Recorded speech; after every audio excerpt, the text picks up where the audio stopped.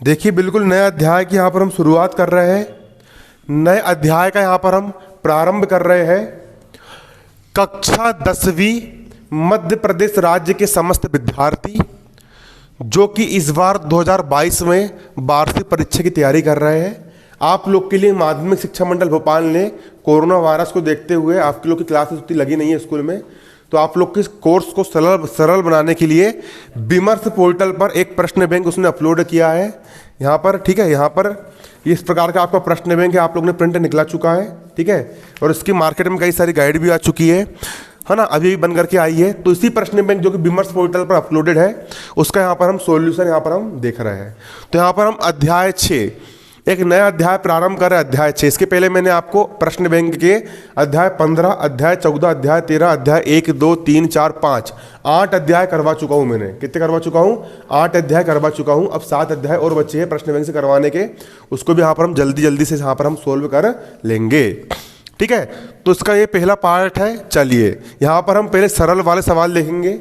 तो आपका यहाँ पर प्रश्न है, एक सीढ़ी किसी दीवार पर इस प्रकार टिकी हुई है कि इसका निचला सिरा दीवार से 2.5 मीटर की दूरी पर है और इसका ऊपरी सिरा भूमि से 6 मीटर की ऊंचाई पर बनी खिड़की तक पहुंचता है। सीढ़ी की लंबाई ज्ञात करो। ये हो गई आपकी एक दीवार। ये क्या हो गई? दीवार हो गई। दीवार ये हो गई दीवार। ठीक है, और ये हो गई आपकी एक क्या? जमीन। ये क्या हो गई? जमीन। और हमारी एक सीढ़ी है। हमारी एक क्या है? सीढ़ी। ये क्या हो गई? सीढ़ी हो गई। ये क्या हो गई आपकी? सीढ़ी हो गई। सीढ़ी, इसको ए नाम दे दिया, इसको मैंने बी नाम दे दिया, इसको मैंने सी नाम दे दिया। सवाल को पढ़ो और समझो कह क्या रहा है। एक सीढ़ी किस दीवार पर इस प्रकार टिकी है कि इसका निचला सिरा, सीढ़ी का निचला सिरा, सीढ़ी का कौन सा सिरा? निचला सिरा दीवार के आधार से 2.5 मीटर की दूरी पर है। सीढ़ी का निचला सिरा दीवार के आधार से कितनी दूरी पर है? 2.5 मीटर। 2.5 मीटर की दूरी पर है। और इसका ऊपरी सिरा, सीढ़ी का ऊपरी सिरा भूमि से 6 मीटर की ऊंचाई पर बनी खिड़की तक पहुंचता है। सीढ़ी का जो ऊपरी सिरा है भूमि से 6 मीटर ऊंचाई पर बनी खिड़की तक पहुंचता है। सीढ़ी की लंबाई ज्ञात करो। ये जो सीढ़ी एसी है, इस सीढ़ी की आपको क्या ज्ञात करना है? लंबाई ज्ञात करना है। ठीक है, क्या ज्ञात करना? लंबाई ज्ञात करना है। तो यहां पर हम इसको हल कर लेंगे। यहां पर हम इसको क्या करेंगे? हल करेंगे। अब भी निकल जाएगा। सिंपल एक पाइथागोरस प्रमेय लगेगा और तुरंत आंसर निकल करके आ जाएगा। तो यहां पर हम लिखेंगे, माना एसी एक सीढ़ी है। क्या लिखोगे यहां पर? माना एसी एक सीढ़ी है। माना एसी एक सीढ़ी है जो दीवार के आधार से 2.5 मीटर दूरी पर है। जो दीवार के आधार से BC बराबर 2.5 मीटर की दूरी पर स्थित है। की दूरी पर क्या है? स्थित है। जो BC बराबर 2.5 मीटर की दूरी पर क्या है? स्थित है। ठीक है, इतनी दूरी पर ये क्या है? स्थित है। इसके बाद इसके बाद सीढ़ी का ऊपरी सिरा भूमि से 6 मीटर की दूरी ऊंचाई पर है तथा इसके मतलब सीढ़ी के ऊपरी सिरे की भूमि से ऊंचाई, ऊपरी सिरे की भूमि से ऊंचाई। ऊपरी सिरा भूमि से कितनी ऊंचाई पर है? इसका ऊपर का सिरा जो ए है वो भूमि जमीन से 6 मीटर की ऊंचाई पर है। मतलब ए बी बराबर कितना हो गया यहाँ पर आपका? 6 मीटर आ जाएगा। ए बी बराबर कितना जाएगा? 6 मीटर आ जाएगा। अब तुम यहाँ पर देख सकते हो, यहाँ पर जो कोण बन रहा है, यहाँ पर जो एंगल बन रहा है वो 90 अंश का बन रहा है। कितने अंश का? 90 डिग्री का बन रहा है। और जो समकोण त्रिभुज होता है, समकोण त्रिभुज में ये 90 अंश का आपका क्या कोण है? समकोण त्रिभुज में कौन सा प्रमेय लगता है?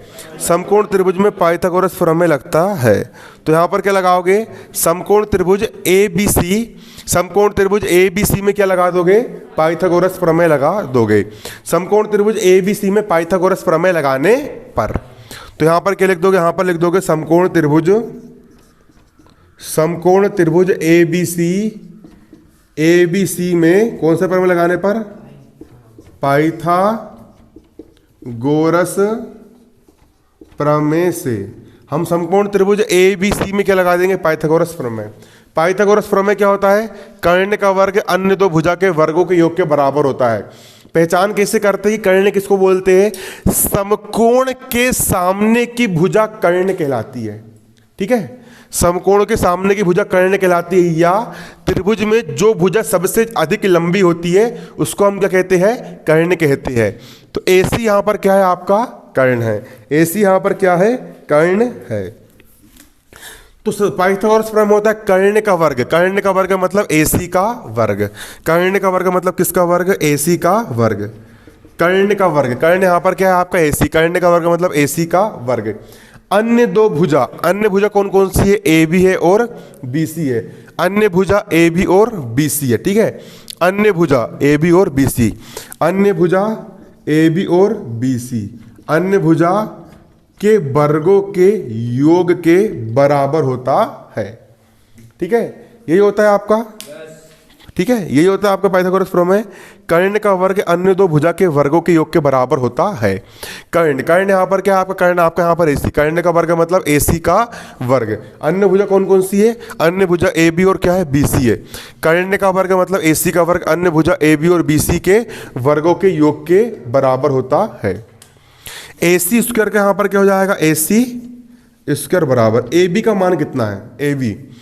AB का मान यहाँ पर आपका 6 है। AB का मान कितना रख दोगे? 6। स्क्वायर का हो गया स्क्वायर प्लस BC का मान कितना है? BC का मान यहाँ पर आपका 2.5 है। तो BC का मान कितना रख दोगे? 2.5 और घात 2 का हो जाएगा घात 2 बराबर 6 का वर्ग 6 36 प्लस 25 का स्क्वायर करो। 25 का वर्ग कितना होता है? 625 और एक संख्या और एक संख्या, दो संख्या पहले क्या लग जाएगा? दशमलव। 36 और 6 कितने जाएंगे? 42.25 और AC स्क्वायर का यहाँ पर क्या हो जाएगा? AC स्क्वायर 4225 किसका वर्ग है? इसको आप लिख सकते हो 4225। दशमलव का हो जाएगा आपका एक, दो संख्या के पहले दशमलव लगा तो यहां पर लग जाएंगे 2 जीरो। अब 4225 किसका वर्ग है? क्यों, किसका वर्ग है? किसका वर्ग है?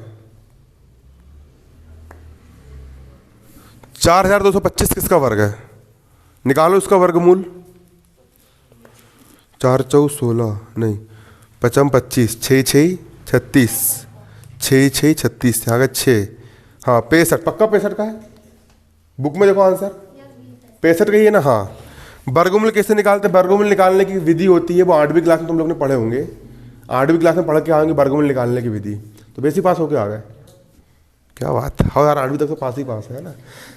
तो इसको क्या लिख सकते हो आप? 65 और 100 को क्या लिख सकते हो? 10। 65 बटे 10 की होल घात 2 लिख सकते हो ना?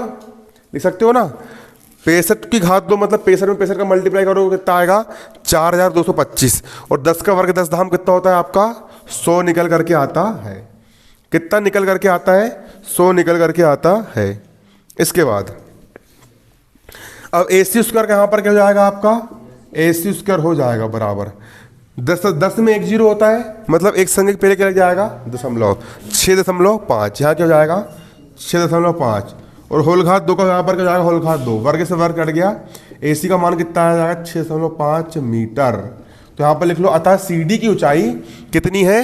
6.5 मीटर है। लिख लो यहाँ पर आंसर अतः CD की ऊंचाई, अतः CD मतलब नसेनी, CD की ऊंचाई, CD की ऊंचाई AC बराबर कितनी है? 6.5 मीटर है। ठीक है, उतार लो उसको। ठीक है, जाओ घर सब बनाना भाई।